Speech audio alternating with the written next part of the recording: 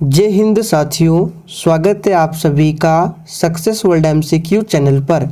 दोस्तों, आज की इस वीडियो में मध्य से सिपाही की परीक्षा और बिहार पुलिस कांस्टेबल की नई भर्ती के लिए साइंस के प्रश्नों का प्रैक्टिस सेट नंबर 6 चलेगा। तो जल्दी से आप सभी लाइव में जुड़ जाइए।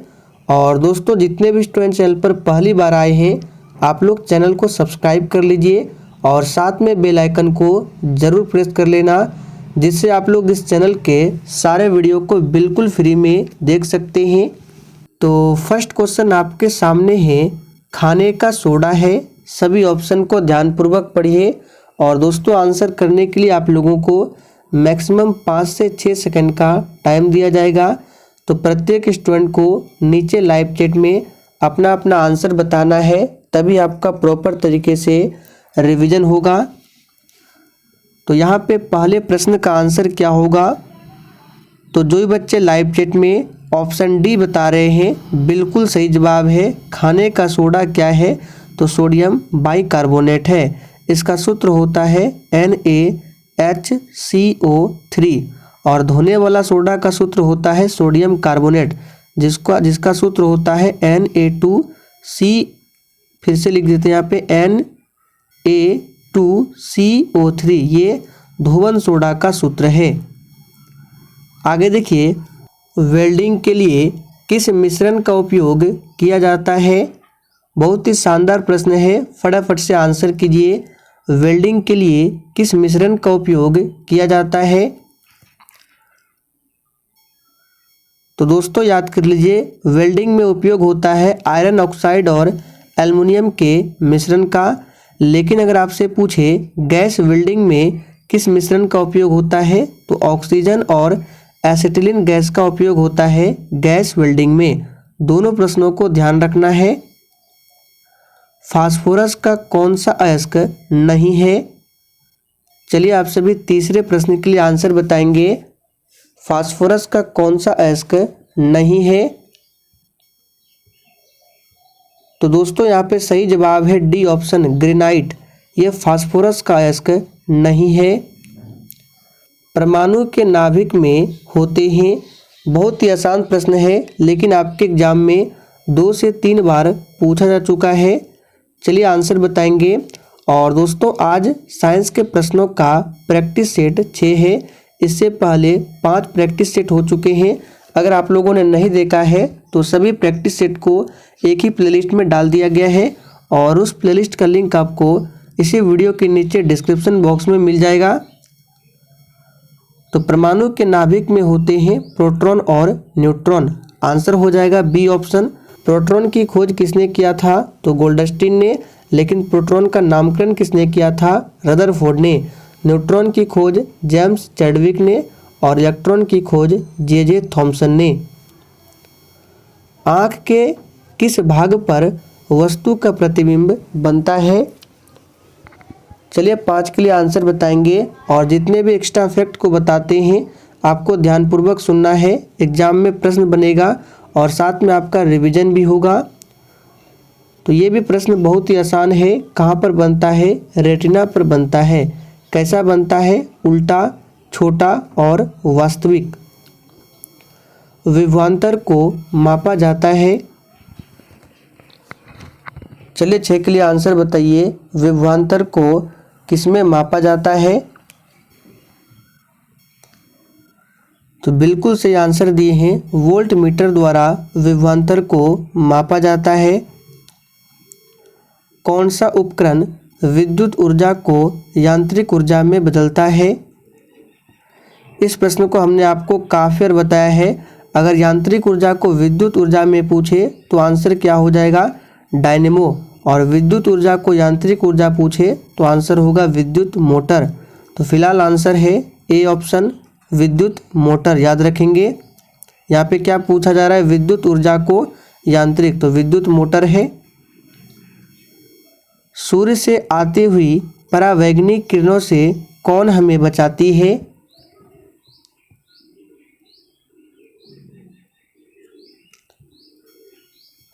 तो सिंपल प्रश्न है, आंसर क्या होगा? ओजोन, जिसका अनुसूत्र होता है O3। याद रखेंगे। बांध के जल में कौन सी ऊर्जा संग्रहित होती है? बांध में जो जल होता है रुका हुआ, उसमें बताना है कौन सी ऊर्जा संग्रहित होती है। तो इस प्रश्न का आंसर जो भी बच्चे लाइव चैट में ए ऑप्शन बता रहे हैं, बिल्कुल सही जवाब है स्थितिज ऊर्जा। कौन सी भौतिक मात्रा जड़त्व का मापन है? चलिए 10 के लिए फटाफट से आंसर बताएंगे। कौन सी भौतिक मात्रा जड़त्व का मापन है? तो यहाँ पे आंसर जो भी बच्चे बी बता रहे हैं, बिल्कुल सही जवाब है द्रव्यमान। ये भौतिक मात्रा जड़त्व का मापन है। गतिज ऊर्जा का समीकरण कौन सा है? यहाँ पे ऑप्शन नहीं है, तो आपको याद कर लेना है। गतिज ऊर्जा का यहाँ पे फॉर्मूला पूछा जा रहा है काइनेटिक एनर्जी का। तो काइनेटिक एनर्जी का फॉर्मूला होता है 1/2 mv²। तो इसको याद कर लेना है, एग्जाम में पूछा जाता है ½ mv²। ये गतिज ऊर्जा का समीकरण है। वायुजीवी श्वसन के दौरान किसका पूर्ण ऑक्सीकरण होता है? चलिए 12 के लिए फटाफट से आंसर कीजिए। वायुजीवी श्वसन के दौरान किसका पूर्ण ऑक्सीकरण होता है? तो ये ग्लूकोज का होता है। और ग्लूकोज का सूत्र क्या होता है? C6H12O6। ये ग्लूकोज का सूत्र है। रक्त का कौन सा घटक शरीर के अंगों को ऑक्सीजन पहुंचाता है? चलिए 13 के लिए आंसर बताएंगे। और दोस्तों, अगर आपको किसी भी प्रश्न में थोड़ा भी डाउट हो तो आप लोग तुरंत कमेंट करके पूछिए। आपके कमेंट का रिप्लाई 100% दिया जाएगा। तो रक्त का कौन सा घटक शरीर के अंगों को ऑक्सीजन पहुंचाता है? तो यहाँ पे आंसर क्या हो जाएगा? RBC। तो देखिए ऑप्शन यहाँ पे दिया गया है RBC, किसमें? ई ऑप्शन में दिया हुआ है रेड ब्लड सेल। इसका जीवन काल होता है 120 दिनों का। रासायनिक तत्वों के दूसरे तत्वों से योग करने की क्षमता का पता लगाया जाता है। किससे लगाया जाता है? आंसर करेंगे। रासायनिक तत्वों के दूसरे तत्वों से योग करने की क्षमता का पता किससे लगाया जाता है? तो दोस्तों ये लगाया जाता है संयोजकता से। आंसर आपका डी होगा। जब कोई वस्तु पानी में डुबाई जाती है तो इसके भार में कमी खाली स्थान के बराबर होती है। तो देखिए, जब कोई वस्तु पानी में डुबाई जाती है तो उसके भार में कमी जो है उसके द्वारा हटाए गए द्रव्य की मात्रा के बराबर होती है। आंसर आपका सी होगा। रक्त का कौन सा अवयव शरीर की मांसपेशियों में ऑक्सीजन एकत्रित करता है? तो रक्त का कौन सा अवयव है जो शरीर की मांसपेशियों में ऑक्सीजन एकत्रित करता है? तो ये है हीमोग्लोबिन। बी ऑप्शन आपका सही जवाब है। और हीमोग्लोबिन में आयरन पाया जाता है। जीवित कोशिकाओं की प्रक्रिया को नियंत्रित करता है। तो दोस्तों, जीवित कोशिकाओं की प्रक्रिया को कौन नियंत्रित करता है? तो न्यूक्लियस। यहाँ पे ए ऑप्शन आपका सही जवाब है। मानव के कायिक कोशिका में कितने गुणसूत्र होते हैं?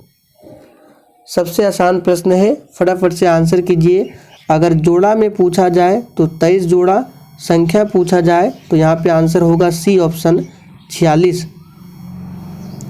जल जिसमें कैल्शियम तथा मैग्नीशियम के घुलनशील लवण होते हैं क्या कहलाता है? चलिए 19 के लिए आंसर बताइए। जल जिसमें कैल्शियम अथवा मैग्नीशियम के घुलनशील लवण होते हैं क्या कहलाता है? तो कठोर जल कहलाता है। भारी जल का सूत्र होता है D2O, ड्यूट्रियम ऑक्साइड। टाइफाइड किसके कारण होता है? चलिए आप सभी 20 के लिए आंसर बताएंगे। और टाइफाइड होने से शरीर का कौन सा अंग प्रभावित होता है? तो याद रखिएगा आंत। आंत प्रभावित होता है टाइफाइड से, और ये होता है किसके कारण? तो याद रखेंगे आंसर हो जाएगा दूषित पानी, और साथ में याद रखना है दूषित खाद्य पदार्थ, दूषित जल और दूषित भोजन से टाइफाइड होता है। आंसर होगा ए ऑप्शन। जे थॉमसन को किसकी खोज के लिए भौतिकी में नोबेल पुरस्कार मिला था?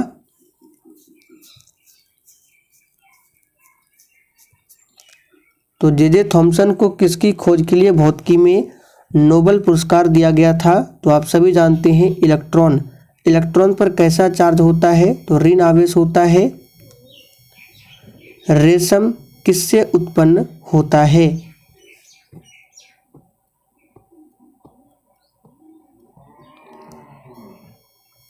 तो आप सभी जानते हैं रेशम जो है ये कीट से उत्पन्न होता है। किस रक्त वर्ग के व्यक्ति सर्वदाता कहलाते हैं? देखिए, एक पूछा जाता है सर्वदाता और एक पूछा जाता है सर्वग्राही। फटाफट से आंसर बताएंगे, और जिसने अभी तक सेशन को लाइक नहीं किया है फटाफट से आप सभी सेशन को लाइक करेंगे। तो यहाँ पे आंसर क्या होगा? सर्वदाता में होगा ओ, और सर्वग्राही पूछे तो ए बी। दोनों को ध्यान रखना है, इम्पॉर्टेंट है। और अगर यहाँ बात करें रक्त, पूछा जाता है रक्त का पीएच मान, तो 7.4 होता है। कैल्सीफेरॉल रासायनिक यौगिक का सामान्य नाम क्या है? यानी कि किस विटामिन का नाम है ये कैल्सीफेरॉल? तो हमने आपको बहुत बार बताया है विटामिन डी, इसका रासायनिक नाम क्या है? कैल्सीफेरॉल। दूध के फटने पर कौन सा एसिड उत्पन्न होता है? तो दोस्तों, दूध के फटने पर कौन सा एसिड उत्पन्न होता है? तो लैक्टिक एसिड। और दूध की शुद्धता को किससे मापा जाता है? लैक्टोमीटर से। संतरे किसके प्रबल स्रोत है? चलिए आप सभी 26 के लिए फटाफट से आंसर बताएंगे। संतरा किसका प्रबल स्रोत होता है? कार्बोहाइड्रेट का नहीं होता है, वसा का भी नहीं, प्रोटीन का भी नहीं, ये विटामिन का होता है, और इसमें पाया जाता है विटामिन सी। इनमें से कौन सा रोग मच्छरों से होने वाला रोग नहीं है? चलिए आंसर कीजिए, इनमें से कौन सा रोग मच्छरों के कारण नहीं होता है?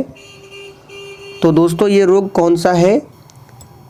तो याद कर लीजिए, ये है घेंगा रोग। ये आयोडीन की कमी से होता है, ना कि मच्छरों से। पालक के पत्ते किसके प्रबल स्रोत है?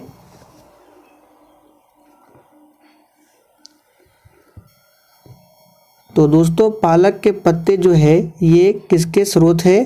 तो आयरन। यहाँ पे बी ऑप्शन आपका सही जवाब है। दंत क्षय का कारण क्या है? चलिए 29 के लिए आंसर कीजिए। दंत क्षय का कारण क्या है? तो दोस्तों, दंत क्षय का कारण है बैक्टीरिया जनित संक्रमण। यहाँ पे सी ऑप्शन आपका सही जवाब है, बैक्टीरिया जनित संक्रमण। एंटीटॉक्सिन का इंजेक्शन किसकी रोकथाम के लिए दिया जाता है? चलिए आंसर बताइए फटाफट से, बिल्कुल एग्जाम में पूछा जाने वाला प्रश्न है। एंटीटॉक्सिन का इंजेक्शन किसकी रोकथाम के लिए दिया जाता है? तो याद रखिएगा टिटेनस। यहाँ पे ए ऑप्शन आपका सही जवाब है, टिटेनस। अल्बर्ट आइंस्टीन थे एक प्रसिद्ध, तो अल्बर्ट आइंस्टीन कौन थे? तो एक प्रसिद्ध भौतिक शास्त्री। तो आंसर क्या होगा? सी ऑप्शन, भौतिक शास्त्री। टेलीफोन का आविष्कार किसने किया था? चलिए दोस्तों 32 के लिए आंसर बताइए फटाफट से आप लोग। टेलीफोन का आविष्कार किसने किया था? तो दोस्तों यहाँ पे सही जवाब क्या है? Graham Bell. याद रखेंगे, ग्राहम बेल ने टेलीफोन का आविष्कार किया था। तो बी ऑप्शन आपका सही जवाब है, अलेक्जेंडर ग्राहम बेल। निम्न गैस ग्लोबल वार्मिंग के लिए जिम्मेदार है? ग्लोबल वार्मिंग के लिए कौन सी गैस जिम्मेदार है? तो जो ही बच्चे आंसर ए बता रहे हैं बिल्कुल सही जवाब है। मुख्य रूप से इन चारों ऑप्शन में से है कार्बन डाइऑक्साइड। निम्न यंत्र से विद्युत धारा का मापन करते हैं। विद्युत धारा का मापन किस यंत्र से किया जाता है? तो दोस्तों ये किया जाता है, फटाफट से बताइए, आमीटर से। डी ऑप्शन जो ही बच्चे दिए हैं बिल्कुल सही जवाब है, आमीटर से। डायनेमो वह यंत्र है जो निम्न को परिवर्तित करता है।